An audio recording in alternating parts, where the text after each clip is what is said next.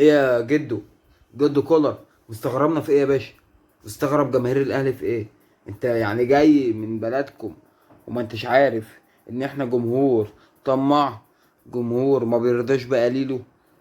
نحمد ربنا اكيد، ده اكيد، ولكن الطموح حلو. الطموح حلو مفيش كلام، ولا انت ايه رايك؟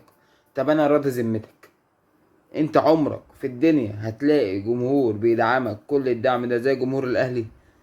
هتلاقي في الدنيا جمهور مدي حافز للاعيبتك زي جمهور الاهلي؟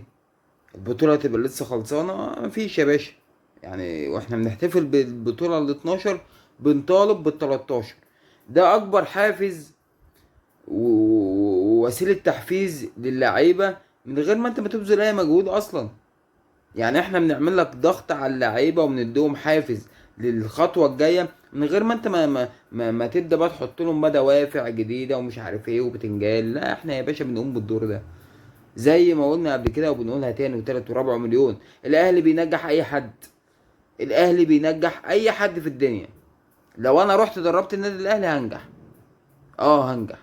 لو رحت انا مسكت يا رب رئيس النادي الاهلي، رئاسة النادي الاهلي هنجح وهجيب بطولات. هو كده، هو ده سيستم الاهلي. الاهلي ميزة الاهلي ان هو نادي مؤسسي.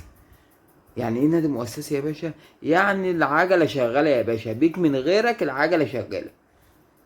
في ترس شغال كده. لو واحد اتشال عادي الدنيا مش هتقف، غيره بيتحط وبيقوم بنفس المهام برضو والدنيا شغالة. الدنيا شغالة. دي ميزتنا احنا بقى عندنا في النادي الاهلي، نادي مؤسسي بينجح وينجح اي حد يرتبط اسمه بيه، اي حد. وبصراحة يا كولر، يا عم كولر، يا جد كولر، انت عامل معانا الى الان نتائج كويسة، بطولات كويسة. عايزين بقى اكتر. 8 بطولات تقريبا، مش عايزين اكتر من كده، ما هو ده برضو مش رقم بالنسبة لنا، ده مش رقم. فاحنا يلا شد حيلك علشان خاطر في غريمي مستنيني في السوبر، فانت شد حيلك بعد اذنك. شد حيلك علشان غريمي مستنيني هناك. ينفع اسيبه مستنيني؟ لازم اروح له.